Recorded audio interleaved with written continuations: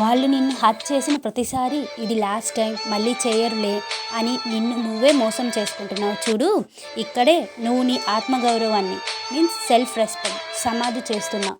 దీన్నే సైకాలజీలో trauma of bonding అంటారు. నువ్వు వాళ్ళ ప్రేమని కంటే ఆ సైకిల్ ఆఫ్ పెయిన్కి ఎక్కువ అడిక్ట్ అయ్యావు. ఒక్కసారి క్షమించు, తప్పు లేదు. కానీ అదే తప్పు మళ్ళీ మళ్ళీ జరుగుతుంటే అది మిస్టేక్ కాదు, అది ప్యాటర్న్. నువ్వు ప్రతిసారి క్షమిస్తూ పోతే వాళ్ళకి నిన్ను హర్ట్ చేయడం ఒక అలవాటు అయిపోతుంది. నువ్వు అనుకుంటున్నావు నువ్వు మంచితనంతో వాళ్ళని మారుస్తావని, కానీ నువ్వు చేస్తుంది ఏంటంటే నిన్ను తక్కువగా చూసే వాళ్ళకి ధైర్యాన్ని ఇస్తున్నావు. నిన్ను గౌరవించని చోట నీ ప్రేమని కక్కడం ఆపేయ్, దూరంగా వెళ్ళిపో. రోజంతా ఎన్నో రీల్స్ స్క్రోల్ చేస్తూ ఉంటావు, కాసేపు నవ్వుకుంటాం ఏదో రిలీఫ్ కోసం. కానీ నేను ఇక్కడ కేవలం టైంపాస్ కోసం చెప్పట్లేదు.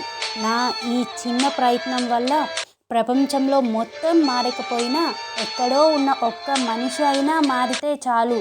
ఆ ఒక్క మనిషి నువ్వే కావాలి అనేదే నా ఆశ. ఇక్కడ నేను చెప్పేది పాఠాలు కాదు, మన జీవితంలోని పచ్చి నిజాలు.